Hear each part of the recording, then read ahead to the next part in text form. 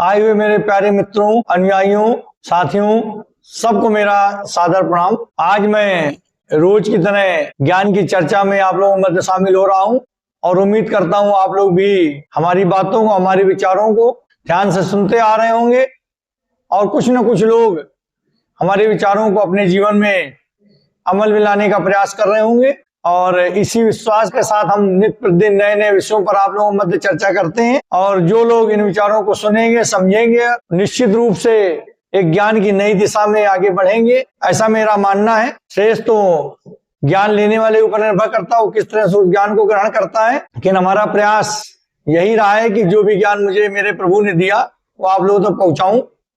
ये मेरा नैतिक कर्तव्य है, जिम्मेदारी है, जिसको मैं बखूबी निर्वहन कर रहा हूं। और आप लोगों से भी ये मेरा निवेदन रहता है और सदैव रहेगा कि आप लोग इस ज्ञान को ग्रहण करें और अपने ज्ञान को हमें प्रदान करें, हमसे ज्ञान प्राप्त करें, ज्ञान का आदान प्रदान होता रहे। ये मेरा सदैव अनुरोध रहा है और सदैव अनुरोध रहेगा। और ये मेरा जो कर्म है, ज्ञान की चर्चा में जो मैं आप लोगों की चाहता हूँ, बात करता हूँ, विचार रखता हूँ, समझाने का प्रयास करता हूँ, ये चूंकि ज्ञान मेरा नहीं है, ज्ञान प्रभु का है और मैं इसको निष्काम कर्म की भावना से करता हूँ। निष्काम कर्म था बिना फल इच्छा की प्राप्त किया गया कर्म, ये मेरा निष्काम कर्म है।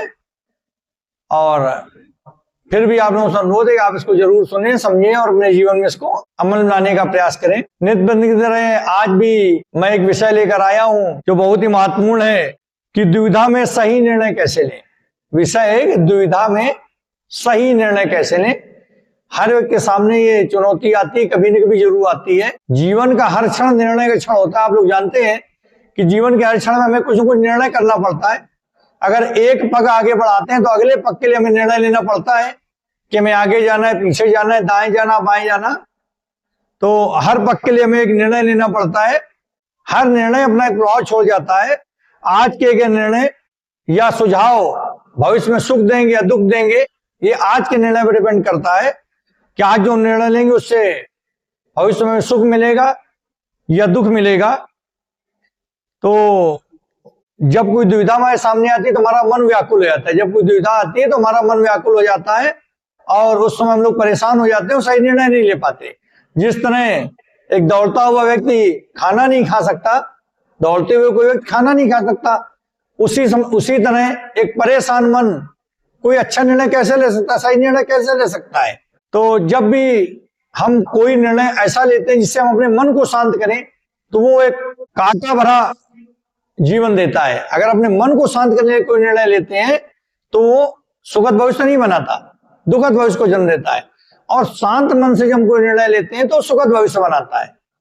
यानी मैं हर निर्णय शांत मन से लेना चाहिए, ना कि अशांत मन से। अब ये हम लोगों को समझना है कि हम जब परेशान है तब निर्णय लें या जब मन शांत हो तब किसी समस्या पे अपना निर्णय लें।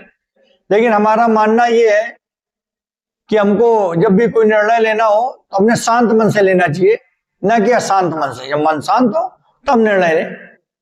इस पे आप लोग विचार कीजिएगा। लेकिन हमारा यही मानना है कि मन शांत हो तब निर्णय लें। अशांत मन से निर्णय लिया गया निर्णय कभी सुखद भविष्य को जन्म नहीं दे सकता।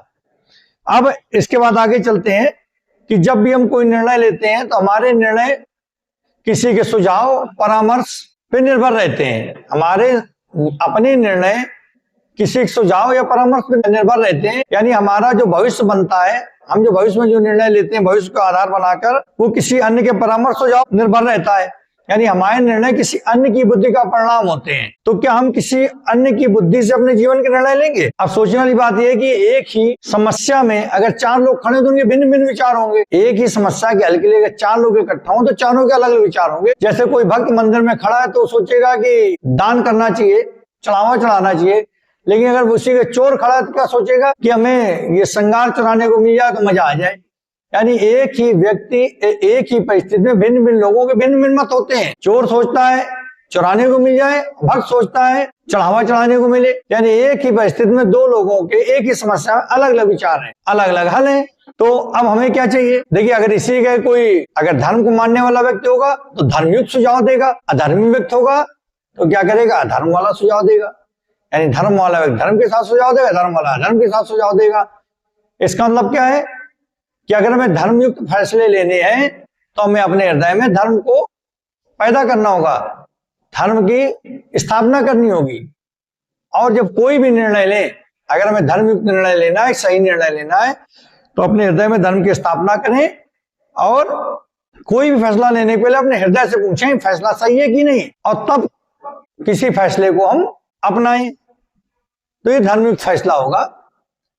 अब क्या होता है कि इसमें स्वयं विचार कीजिएगा जो हमने कहा है, लेकिन हमें हर फैसले में अपने हृदय में धर्म को स्थापित करके और फिर धर्मयुक्त फैसले लेने चाहिए। आज हम क्या करते हैं, अभी जो हम निर्णय लेते हैं उनका आधार क्या होता है, भविष्य, यानी भविष्य के निर्णय हम आज को आधार बनाकर लेते हैं। भविष्य में क्या करना है, हमारा भविष्य सुखमय हो, उसको हम आज निर्णय लेते हैं और भविष्य को आधार बनाकर। हर व्यक्ति अपने जीवन में इसी तरह निर्णय लेता है। हर व्यक्ति को अपने भविष्य की चिंता होनी चाहिए, भविष्य को संभालने का प्रयास करना चाहिए। ये हर व्यक्ति का नैतिक अधिकार है और नैतिक जिम्मेदारी भी है। और वो भविष्य के निर्णय आज की परिस्थितियों को देखते हुए फैसले लेकर करता है कि आज हम ये करेंगे भविष्य अच्छा होगा, आज ये करेंगे तो भविष्य अच्छा होगा, भविष्य सुखमय होगा, और व्यक्ति का आधार भी है। लेकिन भविष्य तो हमें पता ही नहीं, हम उस भविष्य को सोचकर आज के निर्णय लेते हैं जिस भविष्य का हमें ज्ञान ही नहीं है। यानी हम कल्पनाओं के आधार पर आज के फैसले लेते हैं। हमें भविष्य का ज्ञान नहीं, हम कल्पना करते हैं कि हम ये करेंगे तो भविष्य ऐसा बनेगा, ये करेंगे तो भविष्य ऐसा बनेगा। यानी कल्पनाओं के आधार पर हम भविष्य के डिसीजन लेते हैं। क्या कल्पनाओं के आधार पर केवल भविष्य का डिसीजन लेना उचित है? इसमें आप लोग विचार करिएगा, क्या निर्णय लेने का कोई तीसरा मार्ग हो सकता है? क्या निर्णय लेने का कोई तीसरा मार्ग हो सकता है? सारे सुखों का आधार धर्म है, धर्म मनुष्य के हृदय में बसता है, तो प्रत्येक निर्णय से पूर्व स्वयं अपने हृदय से प्रश्न पूछना आवश्यक है। सारे सुखों का आधार धर्म है, तो कोई फैसला लेने से पहले, चूंकि धर्म हृदय में बसता है, तो कोई फैसला लेने के पहले हमें अपने हृदय से सवाल जरूर पूछना चाहिए। तो अब सबसे बड़ी बात ये आती है कि हम निर्णय कैसे लें। हमें सबसे पहले विचार करना चाहिए कि हमारा निर्णय स्वार्थ से जन्मा है या धर्म से जन्मा है, स्वार्थ से या धर्म से, और पहले ये डिसाइड कर लें। फिर अगर हम धर्म के हिसाब से फैसले लेंगे तो निश्चित ही हमारा निर्णय बेहतर होगा, अच्छा होगा। तो हमें भविष्य की जगह धर्म को आधार बनाना चाहिए। निर्णय लेने में अगर हम भविष्य की जगह धर्म को आधार मानकर चलें तो निश्चित रूप से हमारे निर्णय ज्यादा बेहतर होंगे, क्योंकि भविष्य तो कोई जानता नहीं, भविष्य कोई नहीं जानता, और सारे सुखों का आधार धर्म है और धर्म हृदय में बसता है। तो हमें हर फैसले लेने के पहले अपने हृदय से पूछना चाहिए और भविष्य की जगह हमें धर्म को अपने निर्णय लेने का आधार बना लेना चाहिए। तो निर्णय ज्यादा अच्छे होंगे, जीवन सुखद होगा। तो आज का जो विषय था कि दुविधा की स्थिति में निर्णय कैसे लें, तो एक चीज तो बिल्कुल क्लियर है कि हमें निर्णय शांत मन से लेने चाहिए, अशांत मन से नहीं लेने चाहिए। यानी निर्णय लेने के पहले मन शांत हो तभी हम निर्णय लें। मन को शांत करने के लिए निर्णय न लें। मन को जैसे दौड़ता हुआ व्यक्ति खाना नहीं खा सकता, वैसा शांत मन कोई सही निर्णय नहीं ले सकता। अब एक चीज ये हो गई। दूसरा कि हम दूसरों के सुझाव से अपने निर्णय दूसरों के सुझाव से अकेले न लें। हमें धर्म की नजर से भी उसको तौलना चाहिए कि धर्म के हिसाब से निर्णय सही है कि नहीं। इसके लिए क्या है, हमें धर्म को अपने हृदय में बसाना चाहिए और फिर कोई भी निर्णय लेने के एक बार अपने हृदय से पूछना जरूर चाहिए कि ये सही है कि नहीं। तीसरा मार्ग क्या है कि जब हम अपने भविष्य के बारे में डिसीजन लेते हैं तो हम आज के निर्णयों को आधार बनाते हैं और कल्पना करते हैं कि भविष्य हमारा ऐसा होगा, हम ये करेंगे, भविष्य ऐसा होगा, कल्पना करते हैं। भविष्य की सुज्ञात नहीं है और सारे सुखों का आधार धर्म है, तो हमें धर्म को आधार बनाना चाहिए। धर्म मनुष्य के हृदय में बसता है, इसलिए हम सारे फैसलों को पहले हृदय से पूछना चाहिए और हमें सबसे पहले सोचना चाहिए निर्णय जो भी हम ले रहे हैं ये स्वार्थ से जन्मा है या धर्म से जन्मा है, और भविष्य की जगह धर्म को आधार बनाना चाहिए निर्णय लेने पहले। आप लोग स्वयं विचार कीजिए। हमारे विचार में जो हमको उपयुक्त लगा वो हमने कहा, वो हमने आप लोग मध्य शेयर किया और उम्मीद करते हैं कि हमारे विचार से आप लोग जरूर सहमत होंगे।